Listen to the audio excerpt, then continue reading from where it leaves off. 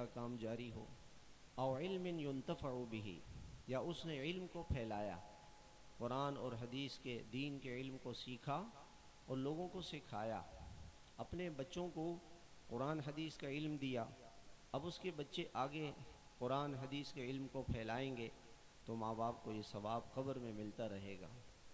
اور تیسری چیز فرمائی او ولد صالح یدعو له، نیک اولاد کسی کی ہو اور وہ نیک اولاد ماں باپ کے لیے دعا کرے، تو یہ دعا ماں باپ کو قبر میں اور آخرت میں کام آئے گی۔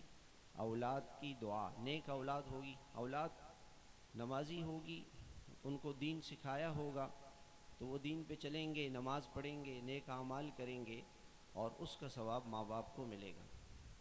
تو الحمدللہ اللہ تعالیٰ نے اولاد کی نعمت آپ کو عطا فرمائی۔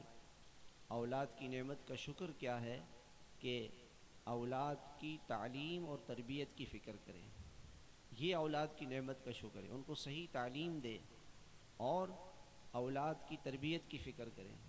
ہمارے اس پاکستان کے اندر کے دو واقعات میں آپ کو سناتا ہوں۔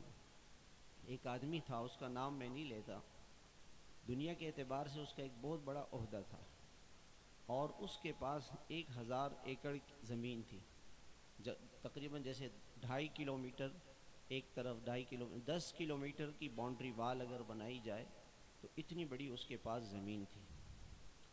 تو اس کا بیٹا جو تھا، اس نے اپنے بیٹے کو دنیا کی تعلیم تو دلائی لیکن دینی تعلیم اور دینی تربیت نہ ہوئی تو اس بیٹے نے اپنے باپ کو قتل کر دیا۔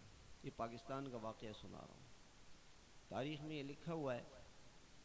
تو اس نے مال کی محبت کی وجہ سے کہ بھئی باپ مر جائے گا تو مجھے یہ زمین مل جائے گی، اپنے باپ ہی کو قتل کر دیا۔ اور اس کے مقابلے میں حضرت مولانا تقی عثمانی صاحب کا واقعہ سناتا ہوں آپ کو۔ حضرت فرماتے ہیں کہ میں 1963-64 میں حج کے لیے گیا تھا والد صاحب کے ساتھ، اور اس کے بعد جب واپس آیا تو بیت اللہ کی ایک محبت دل میں آ گئی اور ہمیشہ یہ اللہ سے مانگتا تھا کہ یا اللہ مجھے بیت اللہ کی حاضری نصیب فرما۔ 10 برس گزر گئے مگر 10 سالوں میں مجھے وہاں جانے کا موقع نہیں مل پایا، اسباب نہیں بن پائے۔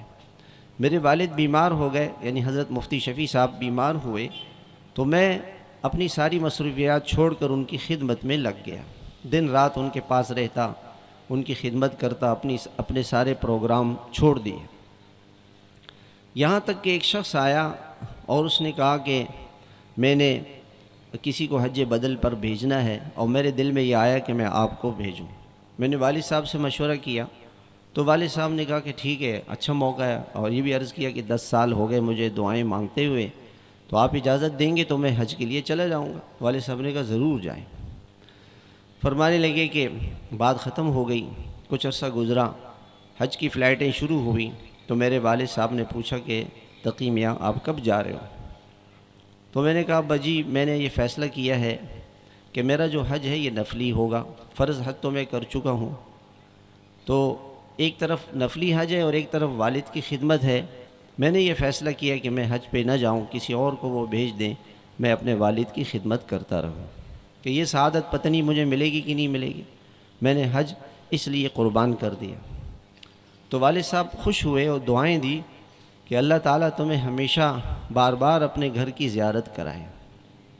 فرماتے ہیں کہ والد صاحب کا 1 سال کے بعد انتقال ہو گیا، اور والد کے انتقال سے لے کے آج تک شاید ہی کوئی سال ایسا گزرا ہو کہ میں بیت اللہ سال میں ایک سے زیادہ یا ایک مرتبہ کم سے کم نہیں گیا ہوں۔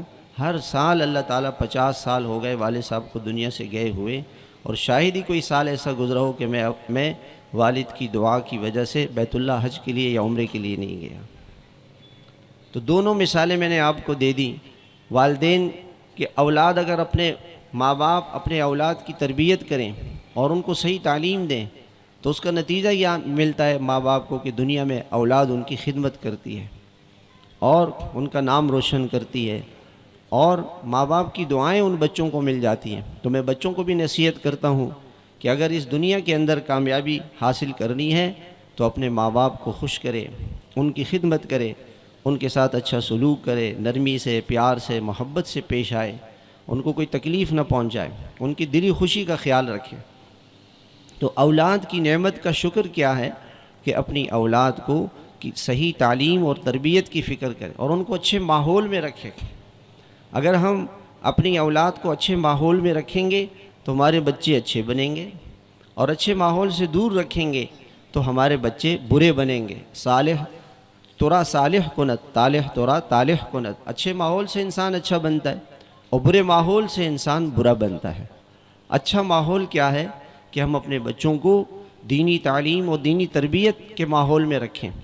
ہمارے بزرگ تھے حضرت واصف منظور صاحب رحمۃ اللہ علیہ، وہ فرمانے لگے کہ میں ڈیفنس کی ایک مسجد میں گیا، وہاں ایک جماعت کی نصرت کے لیے گیا تھا۔ نماز کا وقت ہوا تو جنازہ آیا، بہت مختصر سے لوگ تھے، تھوڑے سے لوگ تھے۔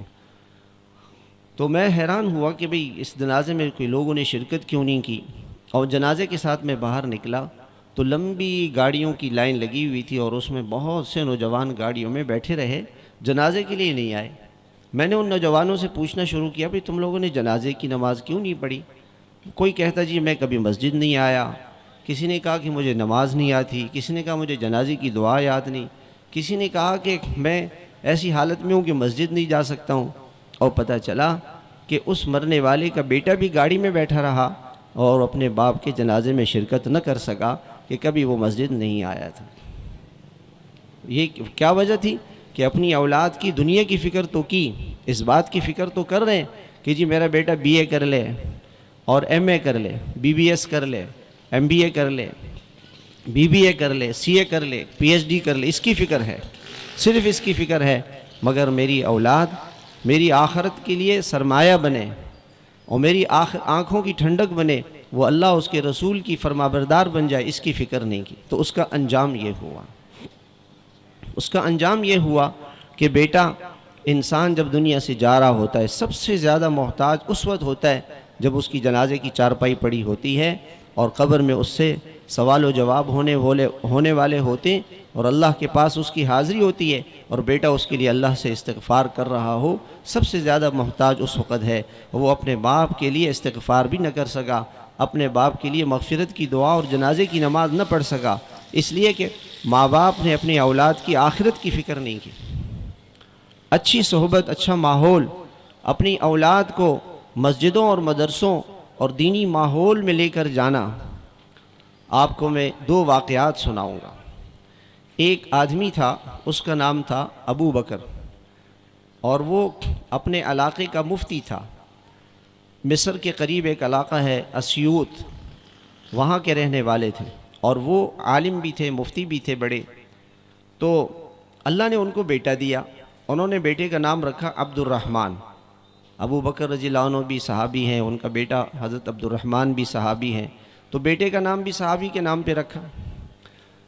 بچپن میں ہی اپنے بیٹے کو مختلف علماء کے پاس لے جاتے تھے، اور علامہ ابن حجر کا زمانہ تھا، ان کے پاس لے کے گئے اور کہا ان کے سر پہ ہاتھ رکھیں، ان کے لیے دعا کریں کہ اللہ تعالیٰ میرے اس بیٹے کو دین کا علم عطا فرمائے اور اللہ اس سے اپنے دین کا کام لے لے۔ اچھے ماحول میں لے جاتا تھا، اور فرمایا کہ میں نے زمزم کا پانی پیا تو دعا کی کہ اللہ تعالیٰ میرے بیٹے کو ایسی قبولیت عطا فرمائے جیسے علامہ ابن حجر کو اللہ تعالیٰ نے دی ہے، ایسی مقبولیت اللہ پاک عطا فرمائے۔ اللہ کی شان، 5 سال کی عمر تھی جب بیٹے کی عبد الرحمن کی، تو باپ کا انتقال ہو گیا۔ لیکن باپ بچپن میں اپنے بچے کو اچھی صحبت، اچھا ماحول دے چکا تھا۔ اس کا اثر کیا ہوا کہ آپ کو پتہ ہے یہ بچہ کون ہے؟ یہ علامہ جلال الدین سیوطی رحمۃ اللہ علیہ، علامہ جلال الدین سیوطی رحمۃ اللہ علیہ، جنہوں نے قرآن کی تفسیر در منثور لکھی، 600 سے زیادہ کتابیں انہوں نے لکھی، اور یہ فرماتے ہیں کہ مجھے اکثر حضور صلی اللہ علیہ وسلم کی خواب میں زیارت ہوتی تھی۔ کسی آدمی نے ان سے کہا کہ آپ میرے ساتھ چلیں، فلاں آدمی ہے حکومت کا، میری سفارش کریں تاکہ میرا کوئی کام بن جائے۔ فرمانے لگے میرے پاس تو کوئی نیکی ہے نہیں، لیکن میں دنیا والوں کے پاس نہیں جاتا ہوں، شاید اس کی وجہ سے اللہ نے مجھے یہ دولت دی ہے کہ مجھے حضور صلی اللہ علیہ وسلم کی زیارت ہوتی ہے، مجھے حضور صلی اللہ علیہ وسلم کی زیارت ہوتی ہے، اس وجہ سے میں نہیں جاتا ہوں۔ اللہ نے ان کو اتنا بڑا مقام کیوں دیا اور اتنی بڑی بڑی کتابیں انہوں نے لکھی؟ اس کی وجہ کیا ہوئی کہ باپ نے بچپن میں ان کو اللہ والوں کی صحبت میں لے کے گئے تھے۔ ہمارے اس بر صغیر کے اندر جو اکابر گزرے ہیں، حضرت شاہ ولی اللہ رحمۃ اللہ علیہ، حضرت سید احمد شہید رحمۃ اللہ علیہ، اور بھی حضرات گزرے ہیں۔ جب حضرت سید احمد شہید رحمۃ اللہ علیہ ہندوستان کے اندر، انہوں نے پورے ہندوستان کے اندر تبلیغی دورہ کیا، 30 لاکھ لوگ ان کے ہاتھ پر انہوں نے توبہ کی، اور جو حضرت سے ملتا اللہ نے ان کو ایسی روحانیت دی تھی کہ اس کی پوری زندگی بدل جاتی۔ جس گاؤں میں جاتے پورا گاؤں نمازی اور دیندار بن جاتا۔ 30,000 لوگوں نے، ہندوؤں نے، سکھوں نے، غیر مسلموں نے ان کے ہاتھ پہ اسلام قبول کیا۔ سید احمد شہید رحمۃ اللہ علیہ جب حضرت تشریف لائے تھانہ بھون میں، تو حضرت حاجی امداد اللہ صاحب کے والد صاحب زندہ تھے، اور حضرت حاجی امداد اللہ کی عمر 2.5 سال کی تھی۔ تو والد صاحب حضرت حاجی امداد اللہ کو لے کر آئے اور لا کر کے حضرت سید احمد شہید کی گود میں بٹھا دیا کہ حضرت ان کے لیے دعا کریں کہ اللہ تعالیٰ ان کو بھی اللہ والا بنا دے۔ حضرت کی دعا اللہ نے ایسی قبول کی کہ حضرت حاجی امداد اللہ صاحب رحمۃ اللہ علیہ کو سید الطائفہ کہا جاتا ہے۔ بعد کے بڑے بڑے اکابر، حضرت نانوتوی رحمۃ اللہ علیہ، حضرت گنگوہی رحمۃ اللہ علیہ، حضرت مولانا یعقوب رحمۃ اللہ علیہ، حضرت تھانوی رحمۃ اللہ علیہ، حضرت سہارنپوری رحمۃ اللہ علیہ، حضرت مدنی رحمۃ اللہ علیہ، یہ سارے اکابر ان سے فیض یافتہ تھے، اور اللہ نے ان سے بڑے بڑے دین کے کام لیے۔ یہ کیا وجہ ہوئی کہ والد ان کو اچھی صحبت میں لے کے گئے، اللہ والوں سے ان کی ملاقات کرائی، اللہ والوں کی نظر، اللہ والوں کا ماحول۔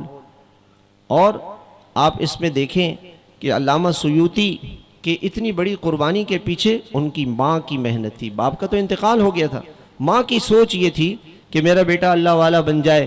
آج صدیوں گزر گئی، یہ آج سے 700 سال قبل کی بات ہے، اتنے عرصے تک ان کا فیض دنیا میں جاری ہے، کیونکہ اولاد ماں باپ کی تربیت کی وجہ سے بچے اچھے بنتے ہیں۔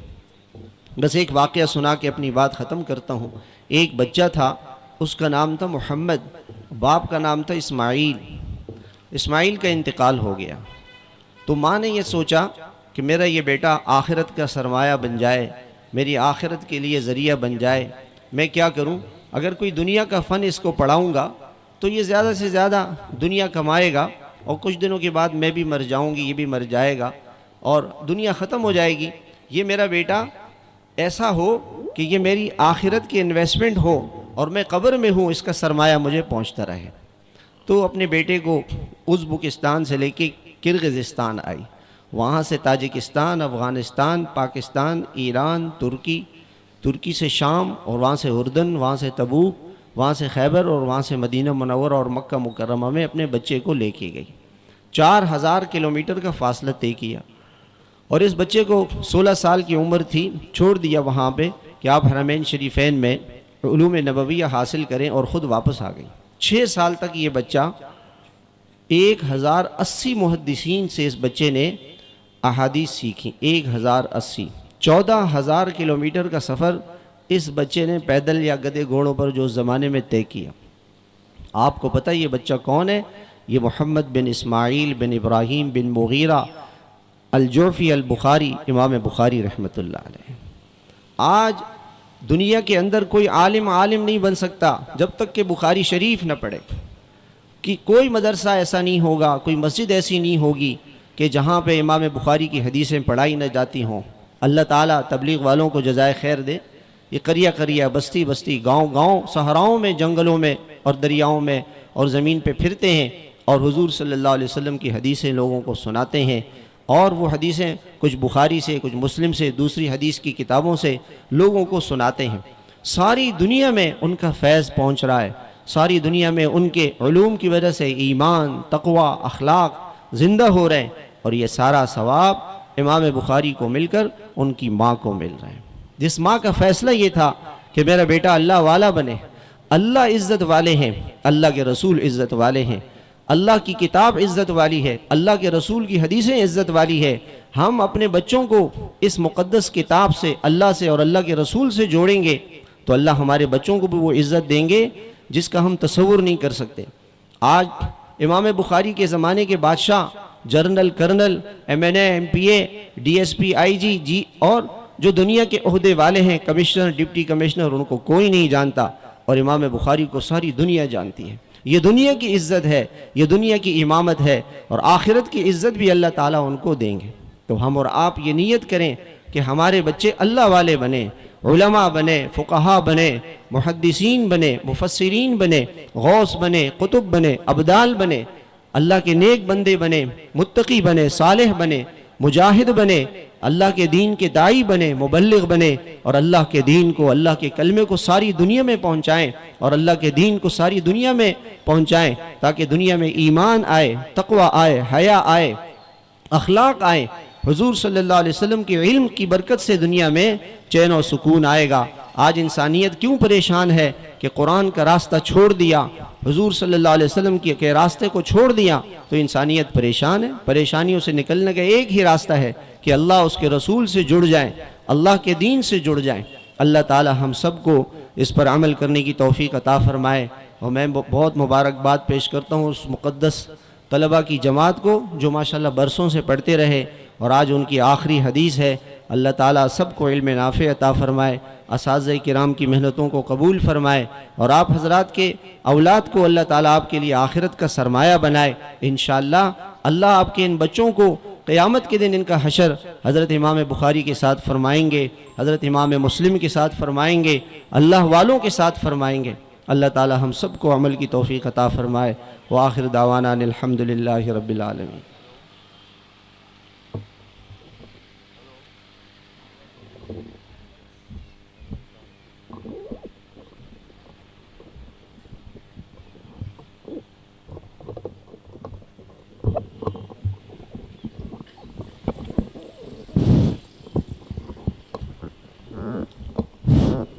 خطاب فرما رہے تھے حضرت مولانا انعام اللہ صاحب دامت برکاتہم العالیہ۔